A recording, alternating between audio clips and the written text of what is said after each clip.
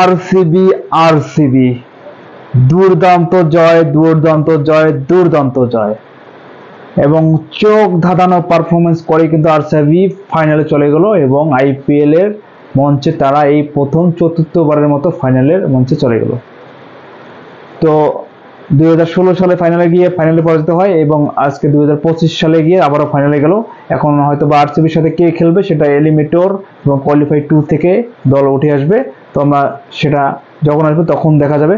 তো finally আরসিবির performance নিয়ে যদি আমি কথা বলি, আজকে আরসিবির batting, bowling, fielding all department ছিল দুর্দান্ত এবং ওয়ার্ল্ড ক্লাস যদি বলেন হয়তোবা পুরো আসরে এরকম পারফরমেন্স আরসিবি করতে পারেনি।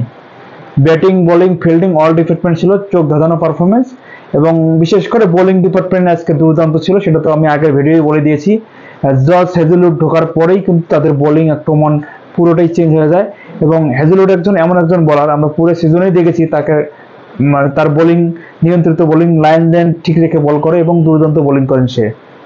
এবং আজকেও কিন্তু সে দুর্দান্ত বোলিং করেন এবং তার পাশাপাশি সব বোলাররাই কিন্তু দুর্দান্ত ছিল এবং যার কারণে 101 রানে অল আউট করে এবং আইপিএল ইতিহাসে কোয়ালিফাই ম্যাচে, প্লে অফ ম্যাচে 15 ওভারের আগে অল আউট হয়ে যায় এই প্রথম কোন দল, পাঞ্জাব সেটা হলো আইপিএল ইতিহাসে। আইপিএল এর এতগুলো আসর হয়ে গেছে, কখনো 15 ওভারের আগে কোয়ালিফাই ম্যাচে, প্লে অফ ম্যাচে এরকম অল আউট হয়নি। তো সেটা কিন্তু আজকে পাঞ্জাব করে দেখালো। তো সত্যি পাঞ্জাবের জন্য একটা হতাশার পারফরমেন্স এবং আরসিবির জন্য একটা ভালো পারফরমেন্স এবং আরসিবির ফাইনালে যাওয়ার জন্য আরসিবিকে অনেক অনেক অভিনন্দন এবং আরসিবি ফ্যান হিসেবে আমরা অনেক খুশি, অনেক হ্যাপি এবং এখন শুধু আর একটা জয় দূরে আমরা আসি। সেই জয়টা, কাঙ্ক্ষিত জয়টা 3 তারিখে যদি আহমেদাবাদে সেই জয়টা হয়ে যায় তাহলে আরসিবি ফ্যান হিসেবে আমরা অনেক খুশি, অনেক হ্যাপি। এবং আরসিবি ফ্যান তো আমি বলেইছি যে আরসিবি এমন একটা দল, তাদের ফলোয়ার মিলিয়ন মিলিয়ন ফলোয়ার সারা বিশ্বে, কিন্তু তার কোনো ট্রফি ছিল না। সেই ট্রফি খোলাটার জন্যই হয়তোবা এবার হয়তোবা সমর্থকদের সেই ট্রফির যে একটা খিদা, সেই খিদাটা হয়তোবা পূরণ হবে এবং সমর্থকদের মন জয় করবে, এটা আমার আসলে বিশ্বাস। তো আপনাদের কাছে কি মনে হয় এবার আরসিবি কি আসলে ট্রফি পাবে কি পাবে না, আপনারা অবশ্যই কমেন্ট করে জানাবেন। তো আমার প্রেডিকশনে আরসিবি হয়তো এবার ট্রফি পেতে যাচ্ছে এবং আমি অবশ্য আরসিবির সঙ্গে কে ফাইনাল খেলবে এই হিসেবে যদি আমি বলি, তো আমি অবশ্যই চাবো এবার আরসিবির সাথে যেন ফাইনালে আসে পাঞ্জাবি যেন চলে আসে, কারণ পাঞ্জাবের last back to back match পরাজিত করলো আরসিবি।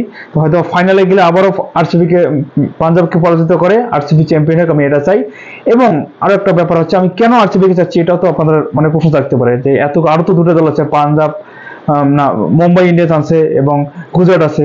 গুজরাট একবার কাপ নিয়েছেন, একবার ফাইনাল গিয়েছে, একদম নতুন দল, 2022 সালে তার যাত্রা। এবং মুম্বাই ইন্ডিয়ান্স 5 বার ট্রফি জিতেছে, সো এবার যদি তার 6 বার হবে। তো আমি চাই না যে আসলে অন্ততপক্ষে এবারের ট্রফিটা এমন একটা দলের কাছে যাক যে দলটা কখনো ট্রফি জেতেনি আইপিএল এর মঞ্চে, যেমন পাঞ্জাব কখনো ট্রফি জেতেনি, বেঙ্গালুরু কখনো ট্রফি জেতেনি। তো এই দুটো দল যদি ফাইনালে যায়, যদি যে জিতুক তখন একটা মনের একটা সান্ত্বনা থাকবে, জানা ঠিক আছে বেঙ্গালুরু জিতেনি, পাঞ্জাব জিতছে। কিন্তু যদি অন্য একটা দল উঠে এসে অন্য দল যদি ট্রফি নিতে, তখন আসলে মনকে বোঝানোটা কঠিন হবে। তো ফাইনালি আপনাদের মতামতটা জানাবেন, আসলে কে জিতবে এই আইপিএল ট্রফি। বেঙ্গালুরুর তো 3 তারিখে ফাইনালে, বেঙ্গালুরুর সাথে কোন দলকে আপনারা চাচ্ছেন? আমি চাচ্ছি পাঞ্জাবকে, আপনারা কোন দলকে চাচ্ছেন অবশ্যই কমেন্ট করে জানাবেন। ধন্যবাদ।